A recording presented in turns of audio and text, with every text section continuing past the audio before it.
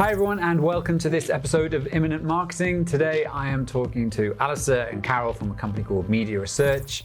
They do a bundle of work looking at the current state and the future of a number of industries, including gaming, sports and media. We dive into a number of conversations around, for example, the rise of eGaming and eSports and what's going on in the streaming world. So sit back and enjoy. Welcome. Thank you for coming along. So you guys from a company called Media Research happen to be down the office, in the same building as us, which is pretty useful. You're doing some really interesting sort of insight work into a number of industries. And I was looking through your site, and I think that one of the key things, one of the repeated themes that comes out time and time again is this idea of peak attention, which is not a term I'd actually heard before. Maybe I've had my eyes closed, but I was wondering if you could talk about like what is peak attention, and what does that mean for brands and companies? Sure.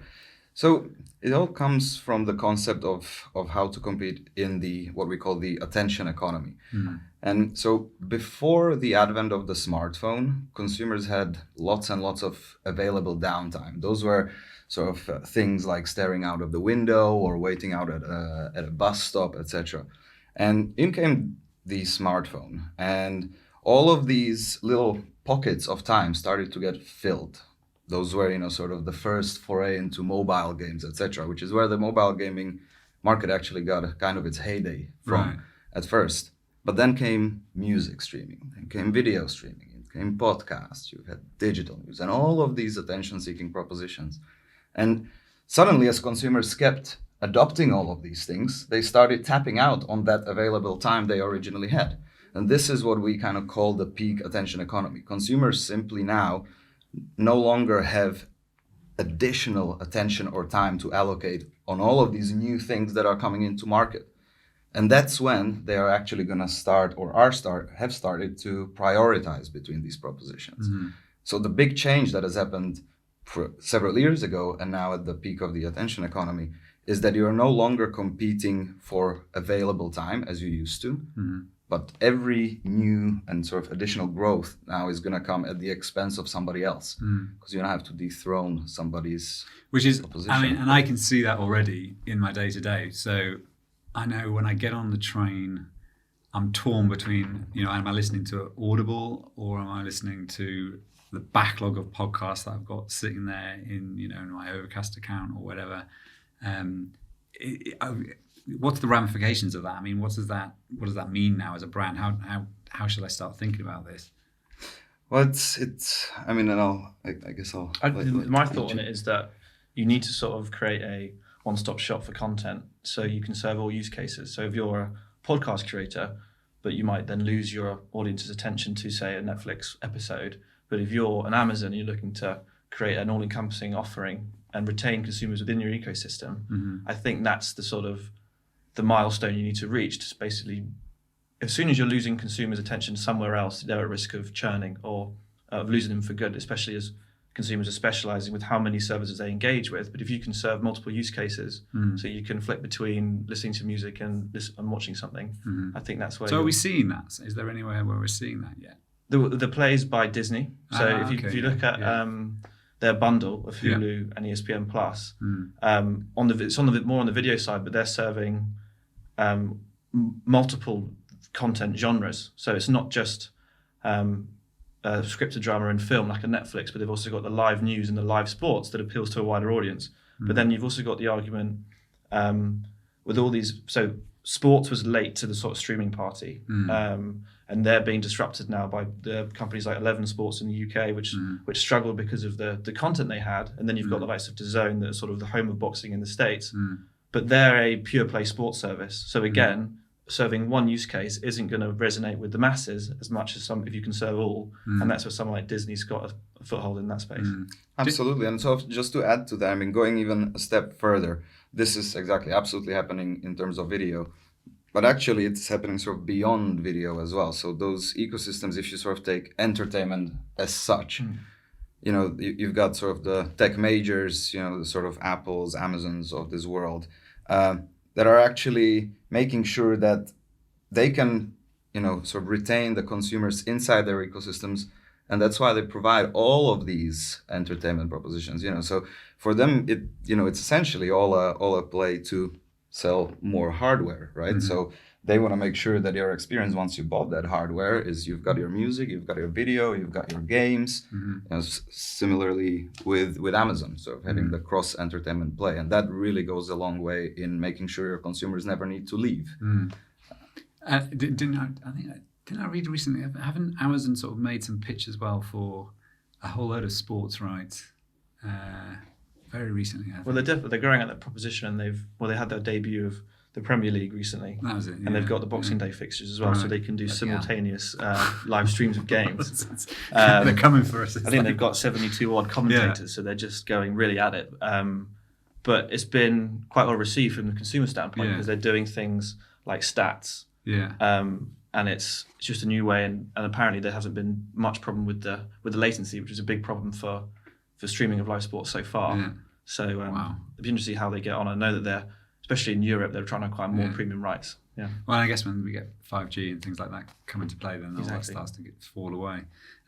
So where do these, what happens with all these? Like right now, I've got Netflix, Amazon Prime. Now we've got Apple, Disney. Like, where does this all go? Because it feels like they're chasing after a finite amount of content, and if they all let's say they all buy some portion of it up, am I just left having to have multiple subscriptions of hundreds of pounds a month across them all, or where do you think this is all going to go eventually?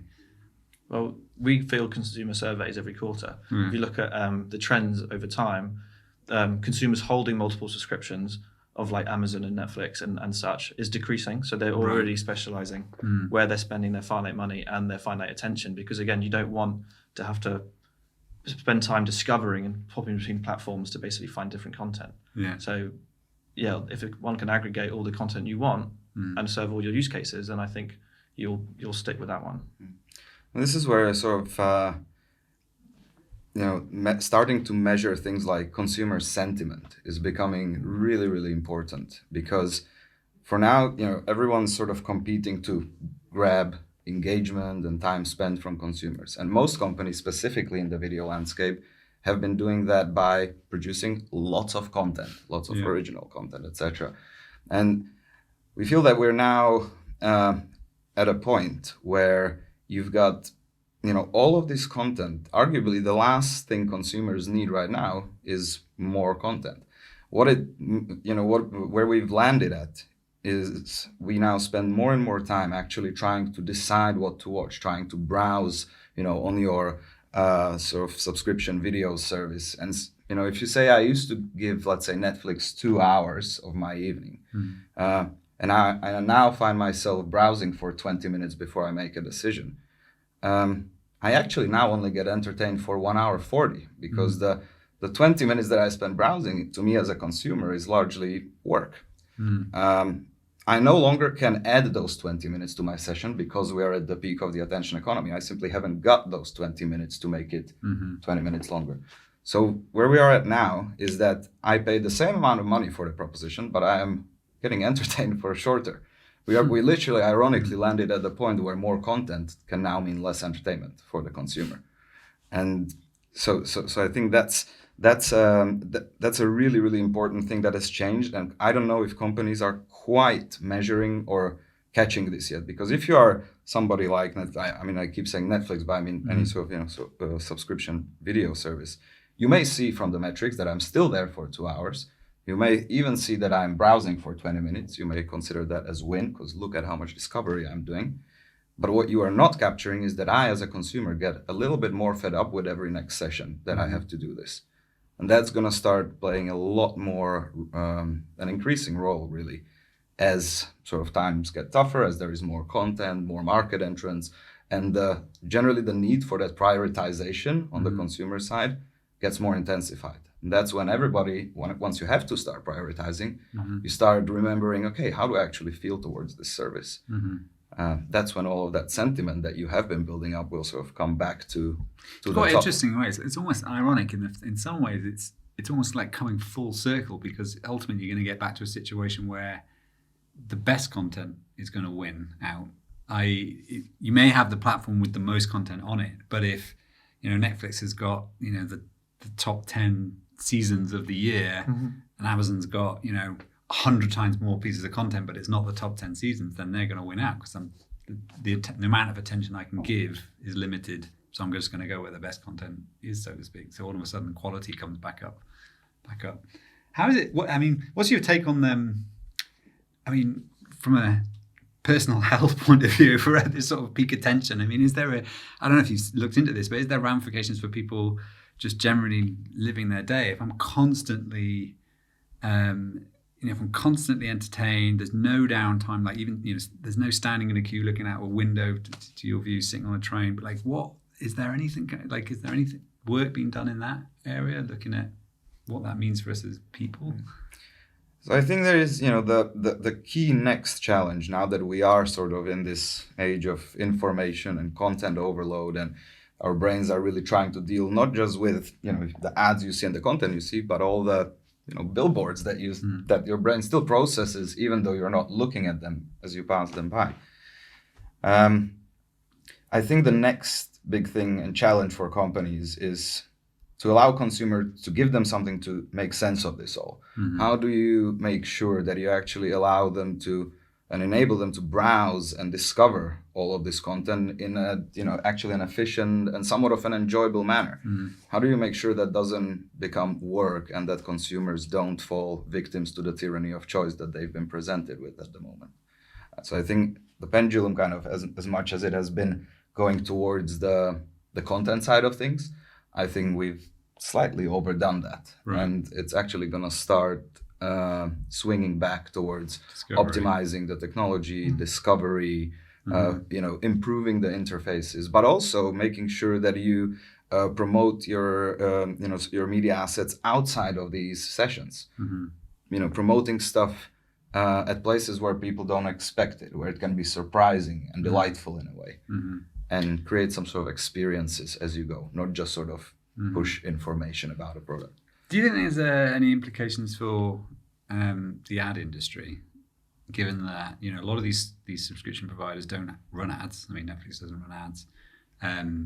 If I'm interfacing with an Alexa, or I'm not really being presented with ads in that situation. Is it going to cause a crisis? Just an opinion. Do you think it's going to cause a crisis in the ad world, where all of a sudden we're at peak attention, there is no room left to squeeze ads in, because consumers just won't accept it.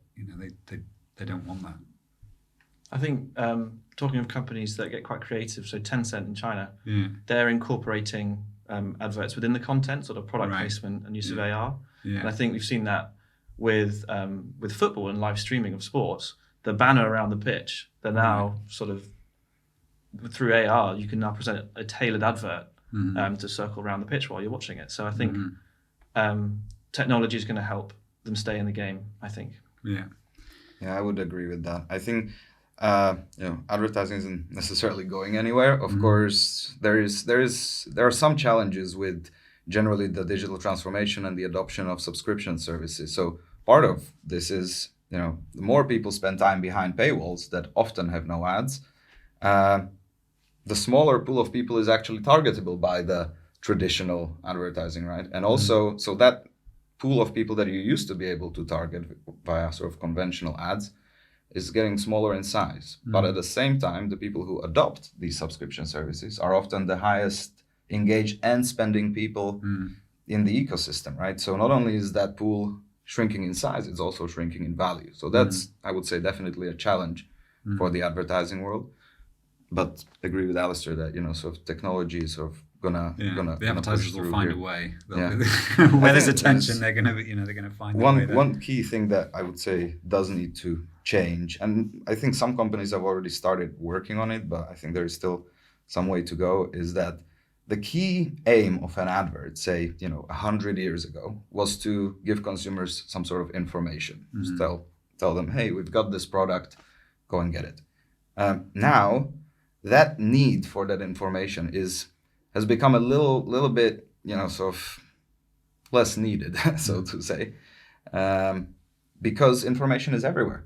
You can get your information, it's anytime you want. It's just a sort of finger swipe away. So I think that the key value from advertisement has been kind of lost a little bit, but the formats haven't adjusted. I don't think. I think the next thing for advertising is to make sure that they actually provide experiences and sort of foster the emotion that is sort of wrapped around any sort of product, rather than sort of shoving the information in your face. It needs to still be something that's somehow surprising and delightful to the consumer. Yeah, I mean, I think there's a lot of talk about this, but I think it's the idea of brand becomes much more important again. All of a sudden, it's not about, okay, this burger's so thick and has so much cheese on it. It's about, it's a Byron burger or whatever, because the way that we're going to interface with some of these technologies means that actually what you're really looking for is people to associate burgers, Dysons, whatever, whatever. That's what they're after, is that you associate those brands with those products, whatever they happen to be. I think it relates back to Karol's point on sentiment as well. But from like a personal use case, where I see advertising working, or on me anyway, is on social platforms like Instagram, especially around the Christmas period when you're shopping, and I'm getting these sponsored ads on clothes and presents, and I'm more engaged and likely to engage with these adverts than I would before a YouTube video, which I'm just going to skip. So yeah, it's personalization and serving people what they want rather than just information. Yeah. And making it part of the whole experience, Yeah. so baking it in rather than, sorry to interrupt this, we're now going to tell you about a big product. Yeah. How about then, so I was reading a post on your blog recently, and it was talking about brands that were relying on specific, or building their brand off the back of specific creators. It gives a good example in that post, and anyway, I was wondering whether you could talk about that a little bit. What the danger is, or what the sort of worry or concern, I guess, that you were picking up there. So I think no matter who you are or what you are, whether you are a football club or a sort of streaming platform, you always want to make sure that your organization is bigger than one individual talent. If you don't, it obviously causes trouble when that talent leaves, whether it's your star football player or whether it's sort of Ninja leaving Twitch and going to Mixer. The flip side of things is always, of course, if you can get somebody sort of star-like, you can get a lot of engagement out of it. But when you are doing it, you need to make sure as a company that you're sort of preparing yourself for the day that you may need to part ways, and that you actually can build up propositions that are just as engaging in the meantime. It was, I think, the point you made in the presentation recently on the number of originals that Netflix have produced. So to try and keep their platform relevant, they've created now, is it 1,000? Yeah, I think they've got about 1,000 originals. Up from one in 2012 or something. So, but then they're enforcing the tyranny of choice and too much content. Yeah. And then as more services come to market, like Disney, HBO Max and Peacock, we're seeing content creators starting to pull their content, as Karol mentioned, losing their big stars. Disney with its Marvel, Friends leaving, and The Office, which is sort of one of Netflix's biggest binged shows. I think that's when this is sort of weaponizing that you sort of talking about. So I think that's when platforms like Netflix become a destination, not a sort of, you don't go there for the content, you just go to Netflix, whereas you go to Disney for not only the content but also the brand as well. So I think that's going to be the battle. And is the other risk that now for an individual creator, it's so easy. If they built an audience somewhere, it's so easy for them to then decide, well, I could independently go off and drive my own. It's the amount of choice they have in terms of where they could go to sort of deliver for that audience is almost infinite. And so the risk is you build up a couple of key stars on your platform, and you have no real control over them once they've got an audience disappearing. Okay, so there was another thing that I want to talk to you about, which is this sort of rise of live gaming, which is And I've only come across this recently because we've started working with a few companies in the field, and I had no idea how big it actually was. And I'm not a gamer, so that's partly one of the reasons. But I'm sure most people don't understand how big this actually has gotten and how it feels very much like we're only at the beginning of this sort of esports type thing. I was wondering if you could talk about the rise of that and what that means for the entertainment world and brands and how they should be thinking about that. Yeah, so I think it is absolutely a growing phenomenon. It is still niche in terms of its sort of consumer penetration, but is nonetheless grabbing all the headlines. I think there are a number of opportunities and reasons why companies are becoming so interested in the segment. One, gaming has generally just penetrated the general public. I mean, you've got well over a third of the 16 plus online population plays games on mobile, console, or PC these days. So gaming has become sort of like a cultural denominator alongside what music you used to listen to or what clothes you used to wear. Gaming is firmly embedded there, and there are a couple of opportunities there. Specifically, of course, you've got it's a market ripe for a lot of sponsorships, live events, etc. But just as importantly, if not more importantly, actually, is the opportunity around broadcast media rights, right? You've got essentially like a very, very valuable assets to current sports teams are, sort of live games broadcast. And companies are still kind of trying to figure out what the right format is, what the commentary should look like, etc.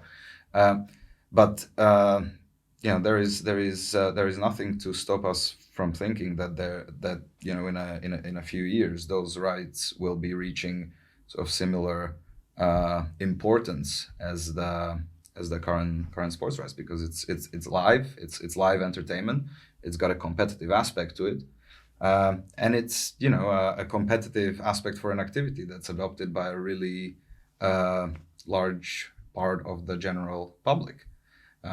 So if anything, actually,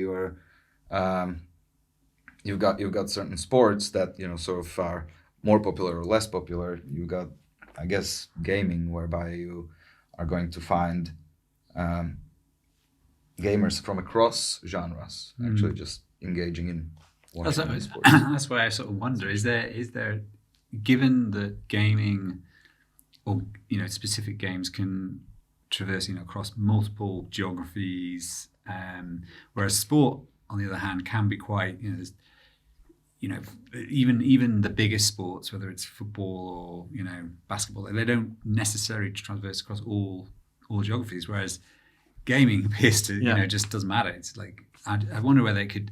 Do you think it's ever going to be bigger? Could it be bigger than more traditional sport? Do you think? Or I'm not sure if it would be bigger yet, but it was I think Liverpool CEO Peter Moore, I think that's his name.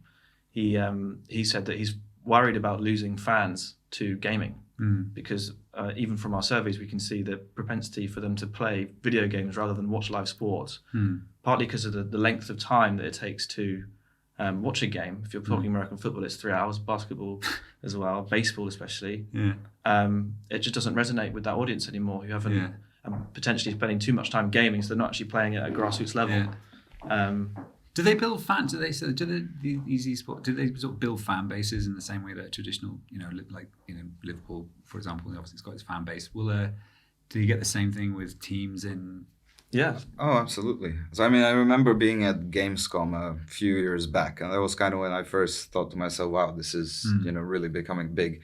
You've had stands that were selling esports team merchandise with a good half an hour, 45-minute queue of people wanting to buy a jersey of their favorite esports team and an esports athlete. So cool. To them, these people are, just as distinguished as to perhaps to myself as a pro sports athlete. There is a whole amount of rigor that they need to put into their trainings. It's sort of hours and hours of dedication, and there is a skill involved, right? So.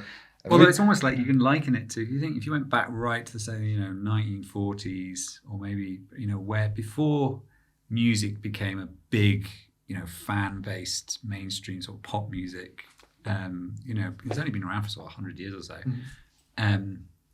that was such a cultural change, and it's sort of changing again now, almost on the reverse. But you can almost liken it to that. You can see there's this whole new thing that's cropped up. There's a generation of kids that have, grown up with gaming, and now all of a sudden they can interact with it in a completely different way. It's fascinating to watch. It's not going anywhere as well. That's for sure. So I think companies like the NBA, then they did a partnership with Take-Two Interactive. They've launched an NBA 2K league. So every franchise in the real world has its own designated eSports team. And that's how potentially fans are going to engage with the sport on a virtual level. And then so your Liverpool, guy who's worried about, I was going to suggest that the way for him is to embrace it essentially and sort of try and build that out in the gaming world as well. Absolutely. I completely agree with you. I think NBA is going exactly the right direction in terms of this. The key thing is for all the sort of traditional sports to make sure that this is an opportunity to embrace rather than something to compete against. This is just something that's happening. It's not something you can stop. And so I think the sports that are going to do best out of it are going to be the ones that are going to embrace the esports aspect as a wider part or an extension to sports. I think we're going to see esports at the Olympics very soon, actually. So they've already been considered in the Asian Games, I think, last year. Yeah. And, really there is no reason not to. The only argument that I think the Olympic Commission has been making is sort of that they want to be careful about, sort of promoting sort of violent games and stuff like that. But actually, if you think about Olympic disciplines like fencing, wrestling, archery, boxing, wrestling, all of these things historically came from, fortunately, killing people.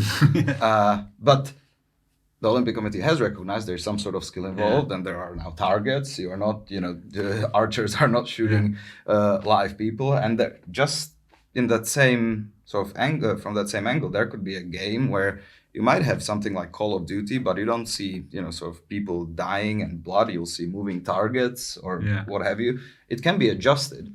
Yeah. But the argument alone that, this is to do with violence, to me, just does not hold up if you're going to sort of keep consistent across disciplines. Fantastic. Great stuff. Well, listen, thanks a lot. So you guys, the big fields that you work in are, let me see if I can get this right, sport, gaming, media, what were the other two? We've got music and TV. Music and TV. Okay, so and they're the sort of key fields you're looking into. So if people want to go and find out more about what you guys do, where do they go? What's the best way to get hold of you? I'd say probably visit midiaresearch.com. It's MIDIA. And we've got sort of like a free weekly briefing. You can sign up for free to a newsletter where we kind of send out a very sort of short, brief take on some of the key news developments across the coverage areas that you've just mentioned.